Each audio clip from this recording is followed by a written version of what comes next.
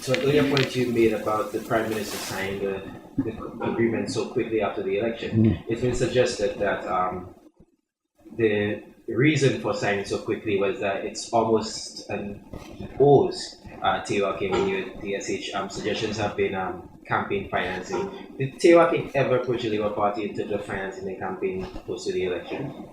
No, no, and I would not certainly have accepted any support from him for the general elections. What I have found funny and strange is that Teo Ah Khing made an appearance almost immediately after the general election.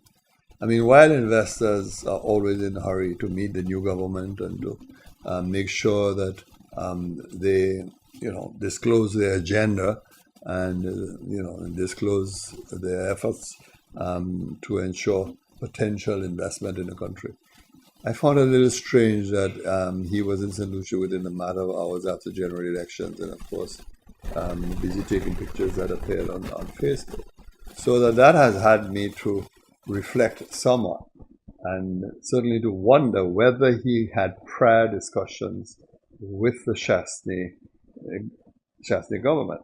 Now, I know that Mr. Teo Ah Khing was very close to C.O. Williams in Barbados, and whether C.O. Williams was in effect a conduit for those discussions, that is a matter for speculation. And then a response to Dominic Fedee's accusation of duplicity.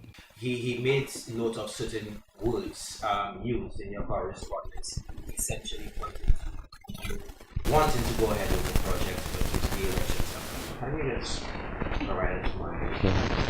I do not have a habit of responding to the parliamentary representative vice candidate Dominic Fedee, because usually he engages in absurdity, but then he's also a chronically disrespectful parliamentarian who seemed not to understand his place in the Parliament of St. Lucia and indeed the government of St. Lucia.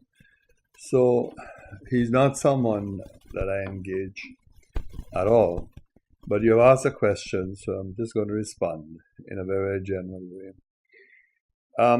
Firstly, I think if Mr. Fedee wants to push the line that he engaged in, and obviously I saw the clip and it was a very well-rehearsed statement by him, fully prepared, then the simplest thing to do is to do an affidavit containing what was mentioned by him during his statement, and then file that in the court, and then make himself available to be cross-examined on the statements that he has made.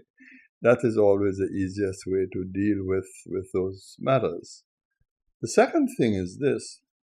No prime minister who is engaging for an investor in discussions about a possible investment would be hostile to that individual. Very clearly that you would have to engage in what can be described as encouraging correspondence.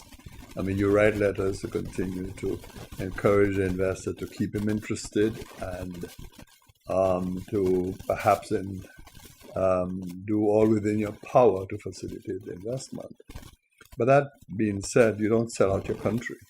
And obviously, anybody looking at the history of the discussions between my office at the time and Mr. Teo Ah Khing would note fundamental differences on a number of issues. That's why you had a discussion spanning nearly a year and a half. And that is also why, towards the very end, with the elections approaching, we were unable to secure agreement.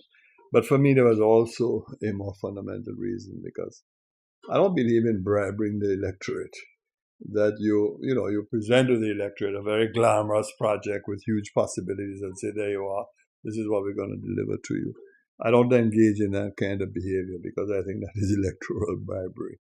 And there was clearly an environment in which even the UWP, when it was in opposition, could have easily have adopted that kind of attitude. I thought it more important to deal with the fundamental challenges facing St. Lucians.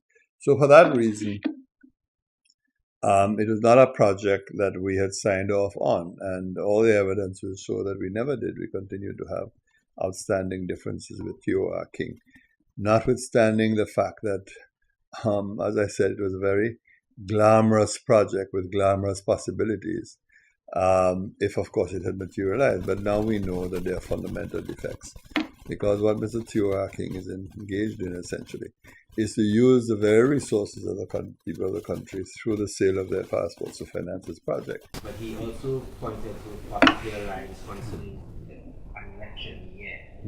Could you tell us more about that? Because he seems to point that you were saying that you don't want to commit political suicide. Is that because that's very simple. It is obvious it would have been a controversial project.